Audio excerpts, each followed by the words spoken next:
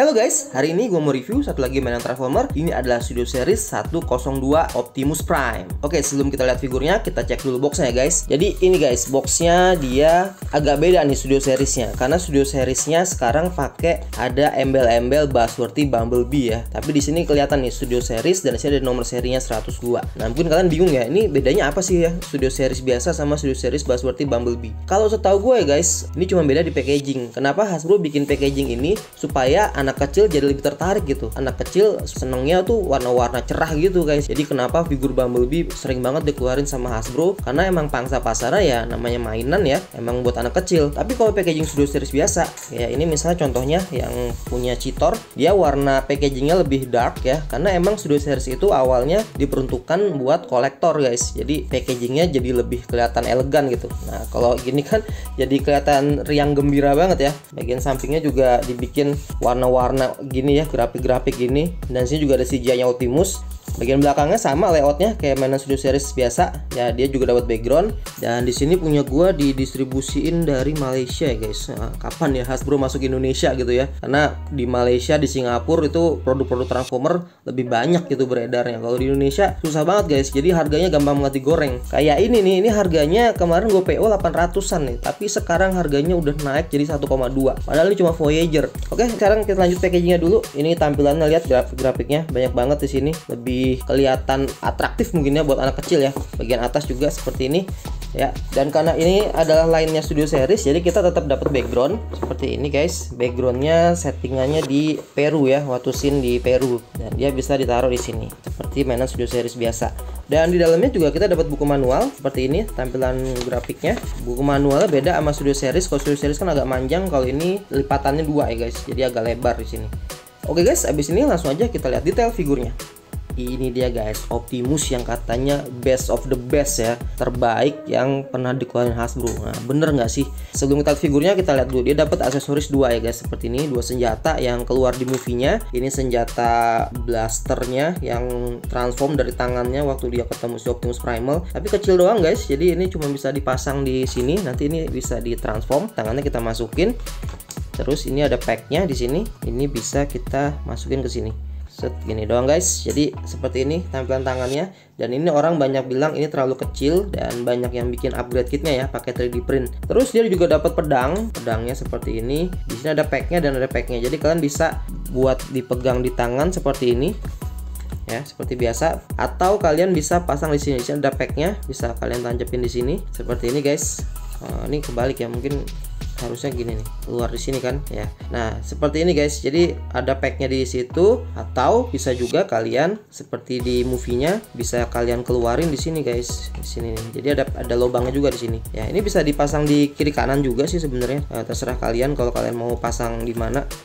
Untuk weapon storage-nya dia bisa dipasang di belakang juga, ada packnya di sini, pack untuk nancepin di sini. Tapi jadi kurang bagus desainnya ya. Gue nggak suka sih, jadi mendingan weapon storage jangan ditaruh di sini ya, tapi kalian selera aja. Kalau gue lebih suka Optimusnya clean aja belakangnya, karena bagian backpacknya ini clean banget guys. Oke guys, kita lihat dulu detail figurnya nih guys ya. Kita mulai dari headsculptnya guys. Headsculptnya sumpah keren abis ya, detail-detailnya lihat, gokil. Matanya juga kelihatan walaupun kecil banget sedikit, tapi kalau di zoom in gini kelihatan sih ya. Nah, untung Optimusnya nggak lepas masker ya. Walaupun katanya itu dari wajahnya Peter Cullen, tapi menurut gua jadi jelek banget sih mukanya kalau Optimusnya lepas masker. Bagian tangannya di sini ada logo Autobotnya, keren banget. Terus di sini ada signaturenya dari Optimus Rise of the Beast karena ada ininya, bagian silvernya di sini. Terus detail-detail perutnya guys, dan ini jadi kayak kacamata dan mulut ya. Ini kenapa sih dibikin gini? Kocak banget ya, perutnya ada mukanya gini. Terus di sini juga ada ini dicat warna gunmetal di sini, dan di sini ada cat warna kuningnya. Ini menambah aksen banget ya, jadi kelihatan nggak flat, warna kuning walaupun sedikit tapi menambah aksen banget. Terus detail-detail pahanya di sini, ini plastiknya agak matte ya, kesannya kayak agak cheap gitu guys, kayak plastik ember. Tapi nggak tahu deh ya, menurut gua sih fine-fine aja sih, kalian bisa repaint lagi kalau kalian mau ya. Terus ini yang perlu diapresiasi, lihat detailnya, gokil men, nggak dibiarin kopong. Jadi di sini dikasih detail-detail pahanya, nice banget kalau dicat lagi ya. Dan semua feel joinnya ini solid guys, jadi jangan khawatir, ini lumayan kenceng ya, masih standar sih, nggak kenceng-kenceng banget. Jadi kayaknya ini emang fokusnya ke mode robot, karena seperti kalian tahu ya, truknya tuh hancur banget guys, belakangnya kibelnya parah banget sih. Tapi budget plastiknya dikasih di mode robot di sini. Oke guys, terus lanjut bagian sini, harusnya di sini ada poin artikulasi buat di mode mobil ya. Tapi di sini semuanya nggak ada artikulasi sama sekali, dia nggak bisa muter, di sini juga nggak bisa digerakin sama sekali. Tapi ada detail cat di sini lumayan bagus ya. Oh ya, bagian tangannya juga guys, scalpnya di sini keren banget ya. Di sini juga ada detail scalpnya yang tadi bisa transform, dan kibel manajemen tangannya kalau kalian bandingin sama versi Studio Series 38 ini jauh lebih bagus guys ya. Lihat bagian belakangnya juga. Ini masih pakai moldnya dari Studio Series 38 sih, sama persis sih bagian komponen-komponen ininya. Cuman mungkin ini agak lebih kecil, dan lihat proporsi badannya sekarang gokil ya. Ini yang orang bilang Optimus terbaik guys, karena ini proporsi badannya wow, langsing ya. Karena kita ngebandinginnya sama Optimus Prime dari Studio Series 38 yang agak kelihatan lebar banget ya, jadi kelihatan gendut. Cuman gue ada beberapa hal yang gue nggak suka di mode robot. Salah satunya bagian artikulasi join ini ya, karena artikulasi ini cuma bisa gerak begini guys, jadi nggak natural ya. Kalau kita bandingin sama Optimus lain, lihat dia ada join artikulasi, kalau tangannya ke samping sini lebih natural kan. Bahkan yang mainline juga yang harganya jauh lebih murah, ini juga lebih natural saat dinaikin gini ya. Nah, si Optimus Studio Series 102 ini cuma bisa begini guys. Nggak ngerti Hasbro kenapa bikinnya begini ya. Aduh, jadi cuma bisa gerak ke depan sini doang, tapi dia nggak bisa di kesanain, nggak bisa dia guys. Jadi cuma terbatasnya gini ke atas doang. Masih oke sebenarnya, tapi kalau gue bandingin sama yang lain, gue merasa kecewa aja gitu guys. Harganya sekitar hampir 900.000. Mahal banget buat Voyager. Voyager tahu gue ya 700-800an, dan sekarang ini naik lagi jadi 1,2. Gila emang, gue nggak ngerti deh ini ya. Tapi kalau gue mau jujur ya, dengan harga 1,2 atau harga 900 gue dapat solder yang seperti ini, gue agak kecewa sih guys. Oke, jadi itu minus paling gede yang gue rasain di mode robot ini, bagian shouldernya sini guys ya. Selain itu semuanya oke banget. Sekarang kita cek artikulasi lainnya ya guys. Jadi kepala dia pakai ball joint, kepalanya super articulate, bisa gedek-gedek, bisa ke atas juga jauh guys, lumayan jauh ini. Wow, nice ya. Optimusnya bisa ngeliat ke atas, nunduk ya standar seperti ini. Terus bagian tangan tadi ini bisa putar 360, dia bisa ke samping tapi begini doang, jadi pundaknya ngangkat gini ya guys. Dia nggak ada butterfly joint ya. Bagian sini ada artikulasinya tapi buat transformasi doang kayaknya. Ada bicep rotation seperti biasa. Terus ini double hinge, jadi dia bisa lebih dari 90 derajat. Ini lumayan oke. Ada artikulasi sini, tangan bisa goyang-goyang ke masuk ke dalam, dan dia bisa putar ya. Ada wrist articulationnya di sini. Ini juga oke. Dan artikulasi perut dia bisa muter 360, lumayan jauh di sini. Karena buat transformasi juga ya guys. Dan dia ada ab crunch. Goks ini guys. Lihat guys, ab crunch-nya keren ya. Ada mekanisme pistonnya di situ, walaupun kelihatan agak bolong-bolong tapi masih oke guys ya.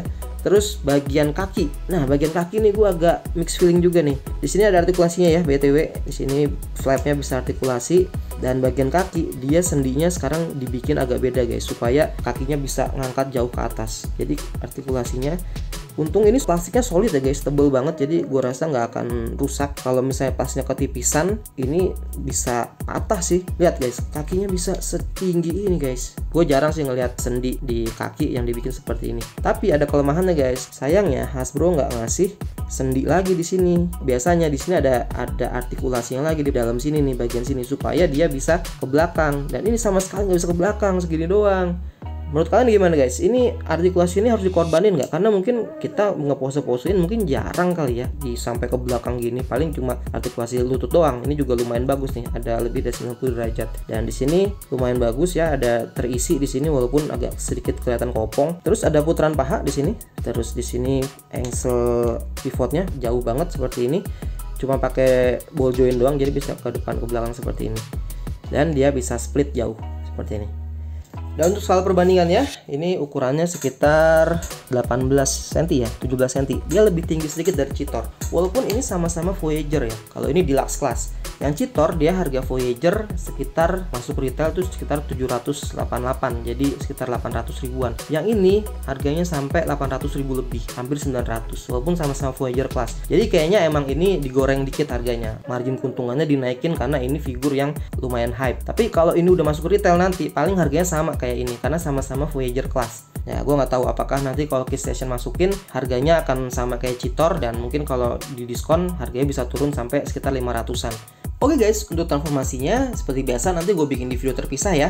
Dan kalau kalian udah sering nge-transform Optimus Prime G1, pasti udah nggak asing lagi nih sama engineeringnya. Jadi overall transformasinya sih cukup simpel dan cukup mudah dimengerti ya. Toleransinya juga bagus dan join-join artikulasinya juga solid.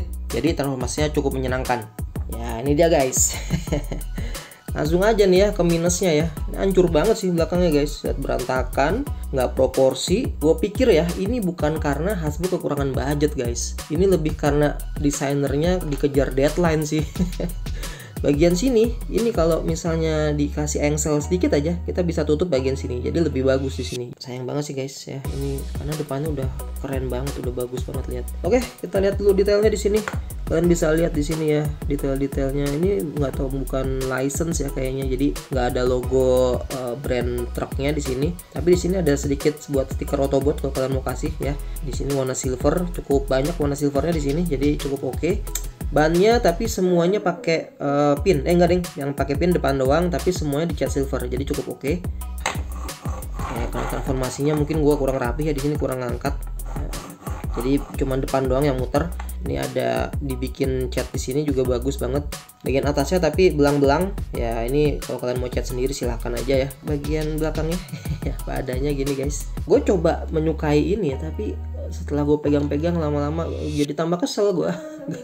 Bukannya tambah suka ya. Jadi kalau menurut gue, kalau kalian kepengen banget beli figur ini dan kalian beli di harga yang tinggi banget, menurut gue ini figur yang biasa aja sih, nggak extraordinary banget. Jadi buat harga-harga yang lagi digoreng sekarang nih, menurut gue tahan dulu aja. Mungkin masuk ke retail nanti Keystation, dan mungkin nanti harganya udah turun lagi, baru mungkin itu layak dibeli. Ukuran figurnya panjangnya kira-kira 14 cm ya guys.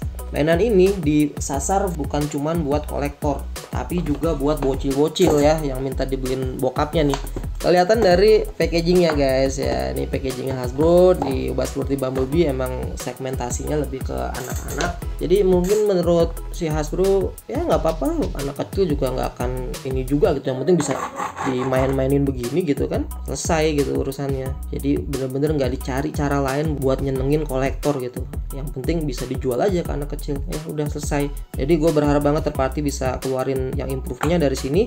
Jadi kalau kemarin pas unboxing gue hype banget sama figur ini ya, gue seneng banget ngeliat mode robotnya. Tapi setelah gue main-mainin ternyata banyak hal yang bikin gue down ya. Pertama, artikulasi di bahu menurut gue harusnya bisa lebih baik ya, karena figur-figur yang sebelumnya juga artikulasi bahunya tuh nggak ada masalah gitu. Tapi selebihnya di mode robot ini figurnya memang bagus banget ya guys. Bagian-bagian kopongnya minim banget dan semuanya solid. Jadi kalau kalian pajang di mode robot dan pose-posenya nggak terlalu ekstrim, menurut gue ini udah bagus banget ya. Tapi saat di mode truck ini gue bener-bener gak tahan ngeliatnya guys. Waktu gue belum hands on ini gue pikir ya mungkin gak terlalu buruk lah ya. Tapi setelah gue lihat langsung ya, ternyata bagian belakangnya itu gatel banget guys. Dan menurut gue ini bukan desain yang cuman karena kurang budget, tapi juga kurang waktu sih ya. Jadi kayak desain yang belum selesai gitu. Ya jadi seperti itu guys, mungkin opini dari gue. Kalau kalian mau beli figur ini, gue rasa kalian akan lebih worth it kalau nunggu harganya turun deh. Sorry banget buat seller-seller yang lagi goreng-goreng harga nih ya, yang harganya dinaikin banget.